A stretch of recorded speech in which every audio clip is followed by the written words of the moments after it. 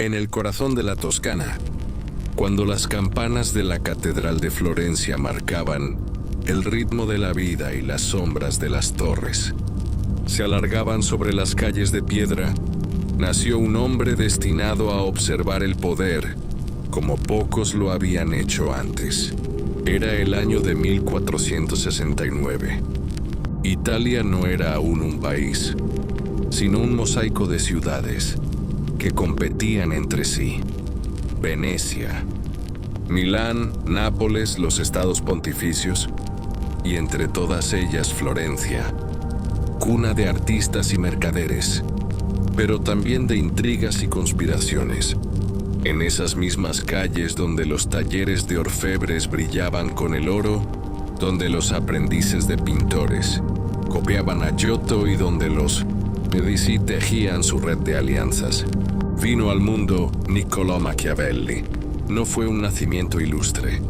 Su familia tenía cierta educación y un modesto lugar en la sociedad, pero no la riqueza de los grandes banqueros ni el poder de las familias dominantes. Y sin embargo, en esa aparente normalidad se escondía un espíritu inquieto. Desde joven, Niccolò sintió que la vida era un juego de fuerzas invisibles. Unas veces la fortuna, otras la astucia, otras la violencia de los poderosos, mientras otros soñaban con el arte o con la gloria de las armas. Él se dedicaba a observar, y esa mirada, fría, paciente, atenta, lo convertiría en el autor de uno de los libros más célebres y polémicos de la historia, El Príncipe. Pero antes de escribirlo, antes de que su nombre se asociara para siempre a la política, al cálculo y al poder, Maquiavelo vivió una vida marcada por la fragilidad de la suerte. Años de servicio, de diplomacia, de viajes y conversaciones con reyes y papas, hasta caer en desgracia, ser encarcelado y, desde la oscuridad, reinventarse como pensador.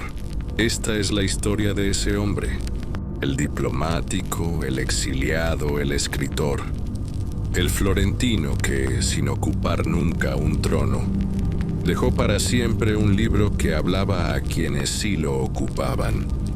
La historia de Niccolò Maquiavelo. Florencia, año 1469. Las campanas repican sobre la ciudad y su eco se mezcla con el murmullo de los mercados y los pasos de los transeúntes.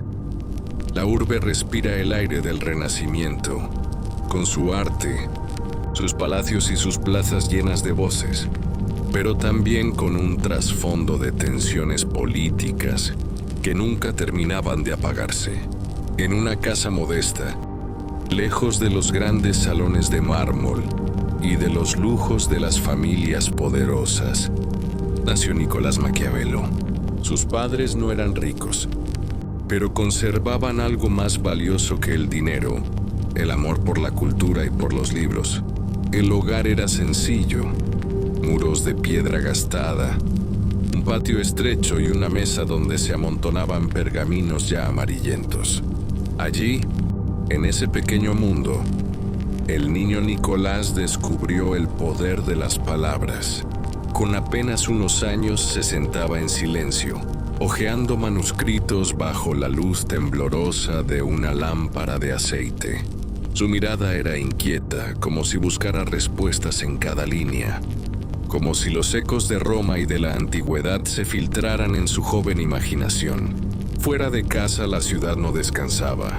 El bullicio de los talleres y mercados llenaba las calles estrechas, y bajo esa superficie de vida cotidiana corrían rumores de conspiraciones y secretos que se susurraban al caer la tarde.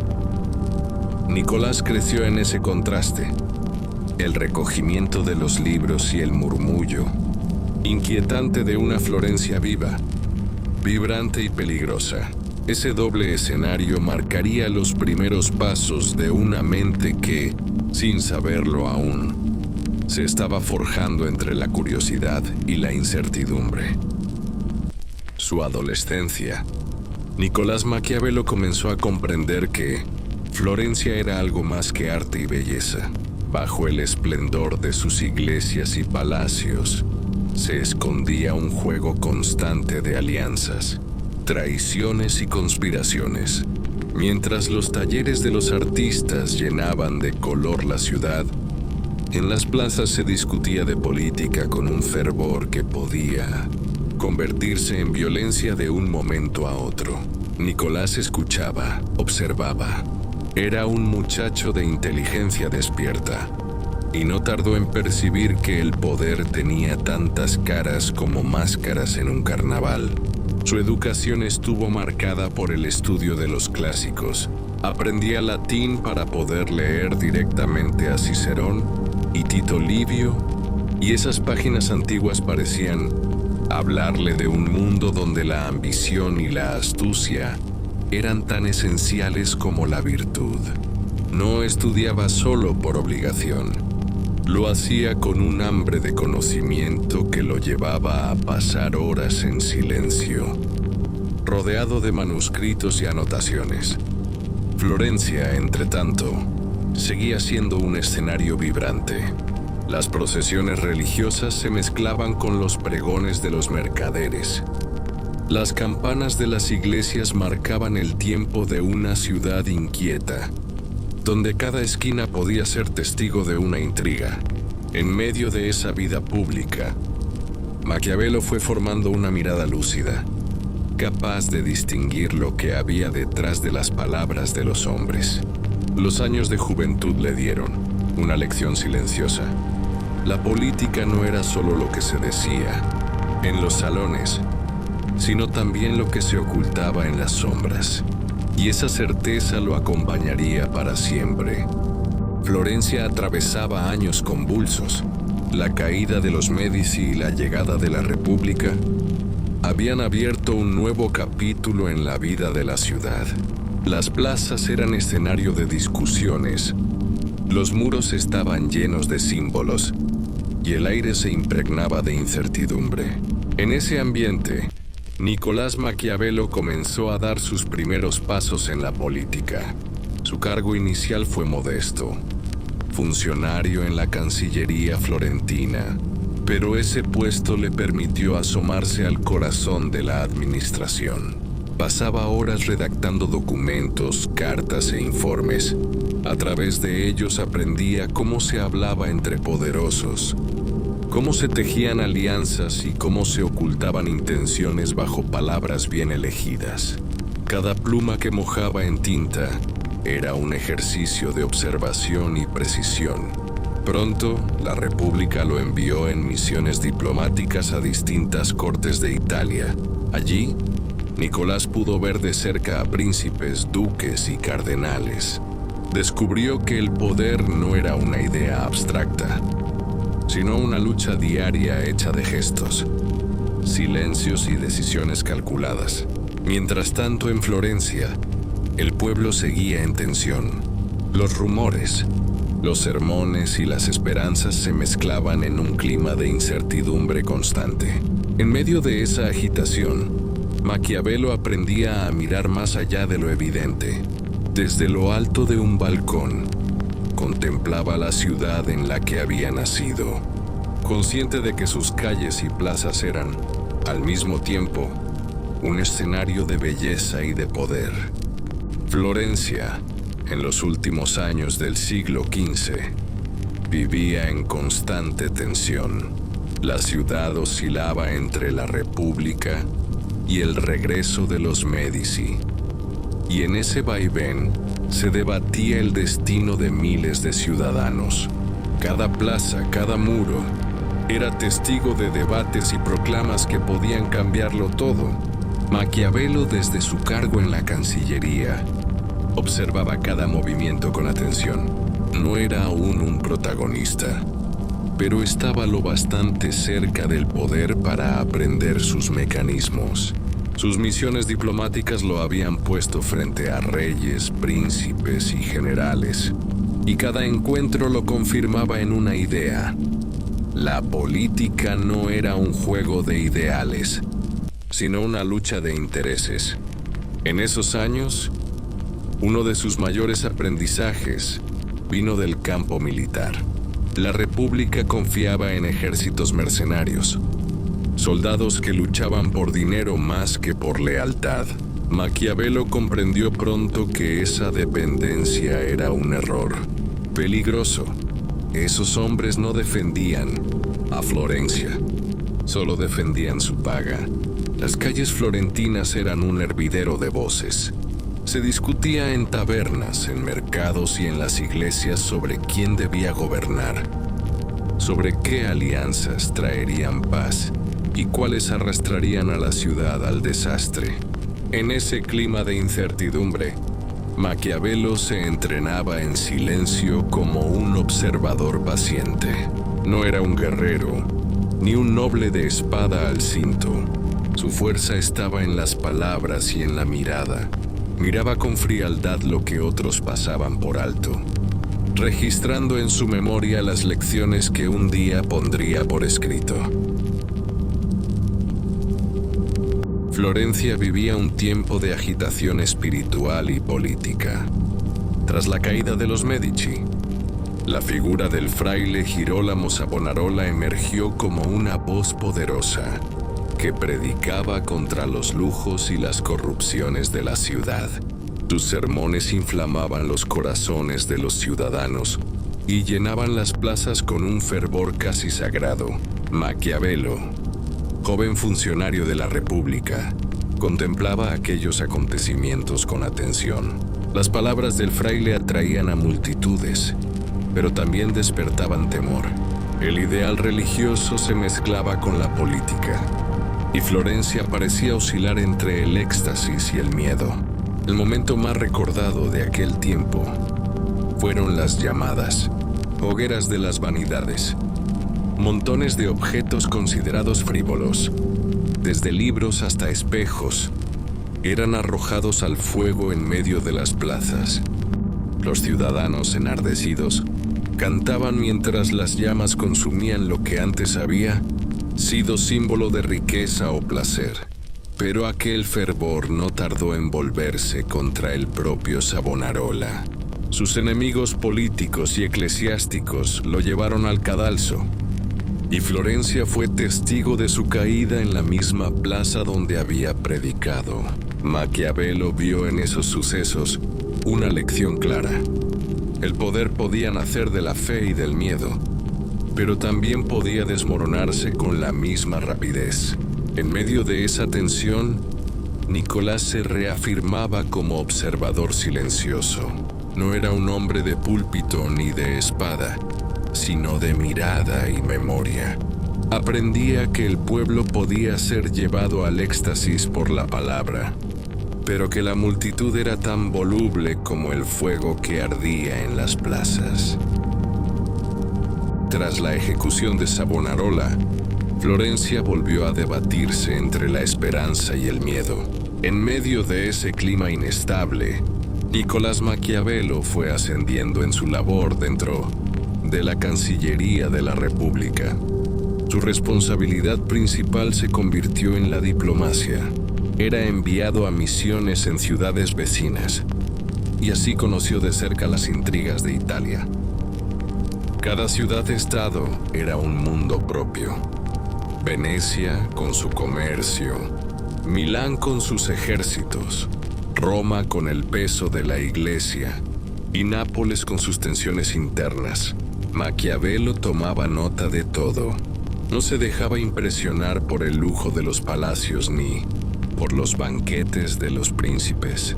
Lo que observaba eran sus gestos, sus palabras medidas, sus silencios calculados. Entendía que el poder se ejercía tanto en la mesa de negociación como en el campo de batalla. En uno de sus viajes más recordados, fue testigo de la astucia de César Borgia, un hombre que supo utilizar la fuerza y la diplomacia con la misma destreza. Para Nicola, aquel encuentro sería una lección imborrable. La política podía ser implacable, pero siempre obedecía a una lógica clara. De regreso en Florencia, Nicolás trabajaba hasta altas horas de la noche. Sus pergaminos se llenaban de observaciones, cartas y reflexiones. Era aún un funcionario, pero poco a poco se estaba convirtiendo en un analista de la condición humana. A comienzos del siglo XVI, era un tablero de ajedrez en constante movimiento.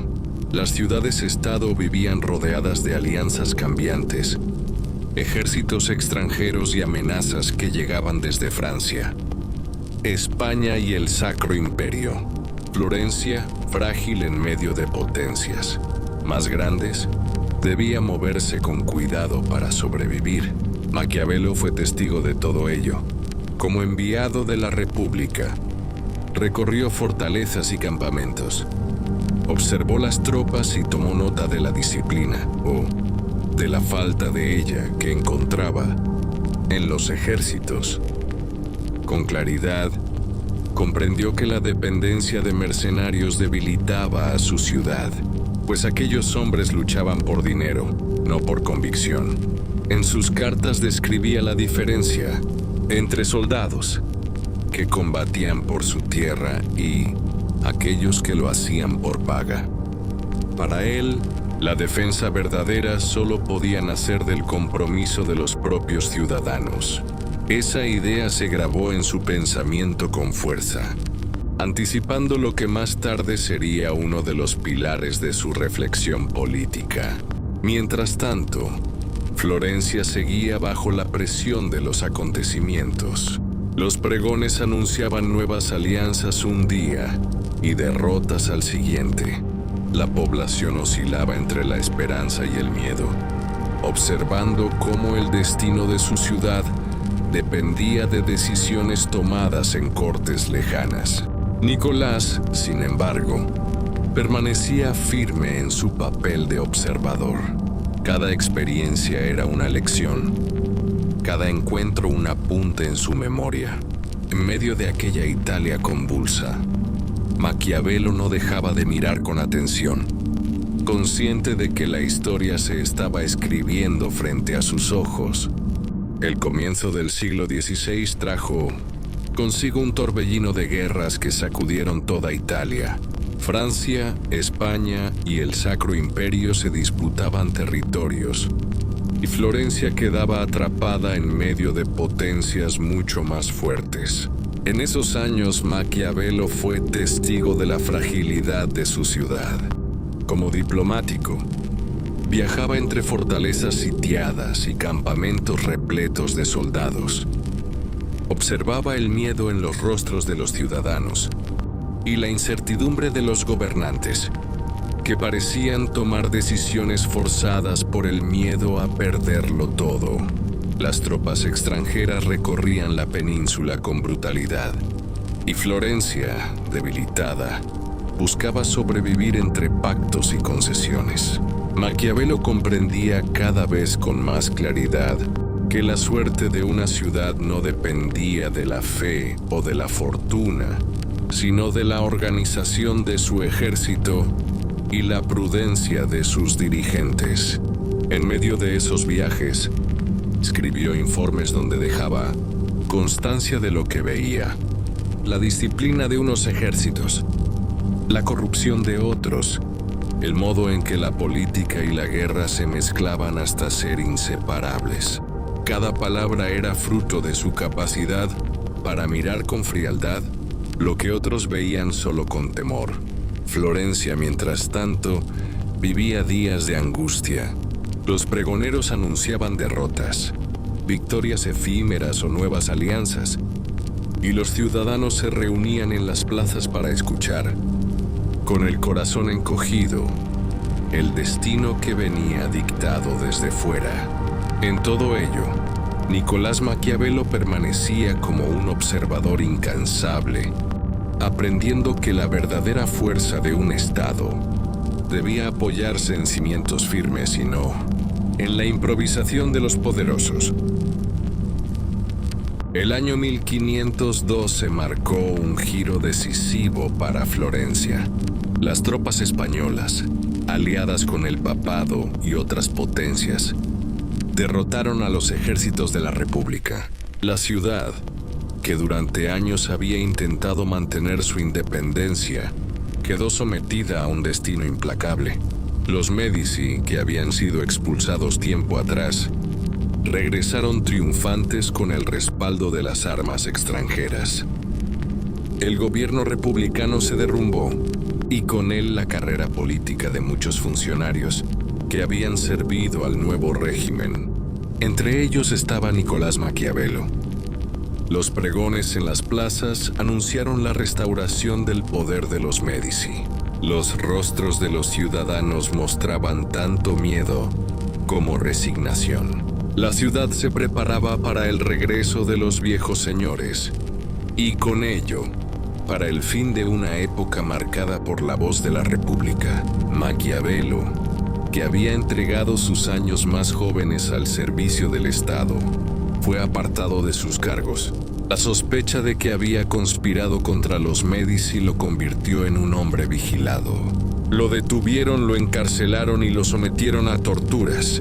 Durante días, su cuerpo resistió la violencia, mientras su mente se aferraba al recuerdo de lo aprendido. Cuando finalmente fue liberado, Florencia ya no era la misma. Los Medici gobernaban de nuevo, y Nicolás, sin cargo ni poder, se retiró a las afueras de la ciudad, allí lejos de la vida pública. Comenzó la etapa más decisiva de su vida, la del escritor que pondría en papel las lecciones de una existencia dedicada a observar el poder. Tras su liberación, Nicolás Maquiavelo quedó apartado de la vida pública. Ya no era funcionario ni diplomático. Era un hombre vigilado, sin cargos ni influencia. Se retiró a su pequeña propiedad en Sant'Andrea in Percusina, en el campo florentino, donde el silencio de la naturaleza sustituyó el bullicio de las plazas. Los días de Nicolás se dividían entre las labores del campo y la escritura. Por las mañanas atendía a los campesinos, recorría las viñas y se ocupaba de los trabajos más sencillos. En aquellas horas parecía un hombre común, lejos de la política que había marcado su juventud. Pero al caer la tarde cambiaba de piel. Se vestía con sus ropas más dignas, encendía una lámpara y se sentaba a escribir. En su mesa se mezclaban pergaminos, plumas y recuerdos de sus años como diplomático. Era su manera de regresar, al menos con la mente, a ese mundo del que había sido apartado. En cartas a sus amigos, Maquiavelo describía cómo conversaba en la intimidad con los grandes autores de la antigüedad. Abría a Tito Livio, a Cicerón, a los historiadores romanos, y sentía que dialogaba con ellos como con maestros. Aquellos momentos, decía, le devolvían la dignidad que la política le había arrebatado. En esa soledad, entre la vida rústica y la reflexión intelectual, comenzó a gestarse lo que más tarde sería su obra más célebre. Sin cargos ni poder, Maquiavelo se preparaba para convertirse en escritor, dejando en el papel las lecciones de una vida dedicada a observar los engranajes del poder humano. En su retiro en Sant'Andrea, Nicolás Maquiavelo encontró en la escritura la forma de volver a la política, aunque fuera desde las sombras. Aislado de los cargos y las intrigas, volcó en el papel todo lo que había observado durante sus años como diplomático y funcionario. Cada noche, frente a su escritorio, se sumergía en largas reflexiones.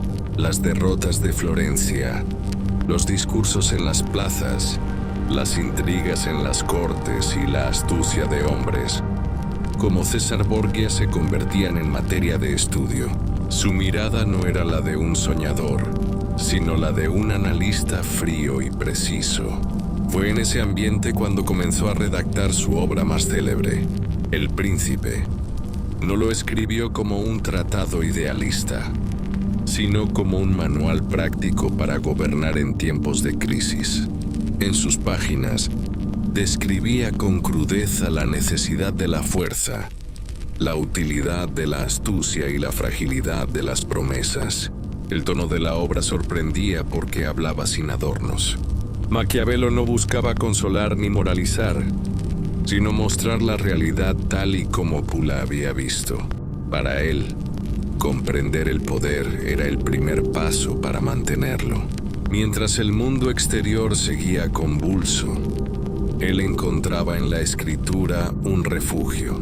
Allí, entre la luz tenue de la lámpara y el silencio del campo, nacía un libro destinado a cambiar la forma en que Occidente entendería la política. Aunque había vuelto a escribir con intensidad, Nicolás Maquiavelo seguía siendo un hombre apartado del poder. Los Médici desconfiaban de él, y pese a sus intentos de recuperar un puesto en la administración, nunca lo lograba. Sus cartas muestran la mezcla de amargura y esperanza que lo acompañaba en esos años. En ellas pedía favores, recordaba los servicios prestados y trataba de convencer a sus antiguos contactos de que aún podía ser útil, pero la respuesta era siempre el silencio o la indiferencia. Para un hombre que había estado en el corazón de la diplomacia, la soledad política resultaba una herida profunda. En su retiro se aferraba a la escritura como a un salvavidas. Cada noche, sus pensamientos se volcaban en el papel. Reflexiones sobre la guerra, la política y la naturaleza humana. Pero también confesaba en privado su frustración, su deseo de volver a ser escuchado en las plazas, y no solo en la soledad de su mesa. La vida en Santandrea continuaba con un ritmo humilde. Por las mañanas recorría el campo, conversaba con campesinos y se distraía en juegos sencillos. Como las cartas o los dados, era un intento de llenar el vacío que le había dejado la pérdida del poder. Pese a ello, en lo más íntimo de su corazón, Nicolás mantenía la convicción de que algún día sus palabras regresarían a la vida pública. Y en esas largas noches de escritura, sin saberlo, estaba dejando el legado que lo haría inmortal. Los años pasaban en el retiro de Santandrea, y aunque Maquiavelo seguía apartado de los cargos públicos, nunca dejó de pensar en política. Cada carta escrita, cada reflexión anotada en sus pergaminos, era un intento de regresar, al menos con la mente, a ese mundo del que había sido expulsado. A menudo confesaba a sus amigos la frustración de estar olvidado por los poderosos. Sin embargo, en medio de esa tristeza, encontraba consuelo en la lectura y la escritura. En los clásicos hallaba compañía, y en sus recuerdos, una fuente inagotable de lecciones. Fue en esos años cuando comenzó a redactar no solo El Príncipe, sino también otras obras como los Discursos sobre la primera década de Tito Livio. Allí se mostraba un Maquiavelo más amplio, no solo el consejero del príncipe, sino también el pensador de la república y del pueblo. En las tardes tranquilas, salía al campo y dejaba que la vista se perdiera en el horizonte toscano. El contraste entre la calma de la naturaleza y la violencia de los recuerdos políticos le daba una perspectiva única. Todo lo que había vivido adquiría sentido en el silencio del exilio. Maquiavelo sabía que quizás nunca volvería a ocupar un puesto en la ciudad, pero también intuía que sus palabras viajarían más lejos que su propia voz. Sus libros, nacidos del retiro, empezarían a sembrar la semilla de su inmortalidad. A medida que pasaban los años, Maquiavelo se convirtió en una figura cada vez más solitaria. En Florencia, el poder de los Médici se consolidaba, y sus antiguos esfuerzos por servir a la República quedaban enterrados bajo la indiferencia. Sin embargo, Nicolás seguía escribiendo, Sus reflexiones ya no eran solo sobre gobernantes y ejércitos, sino también sobre la naturaleza del ser humano.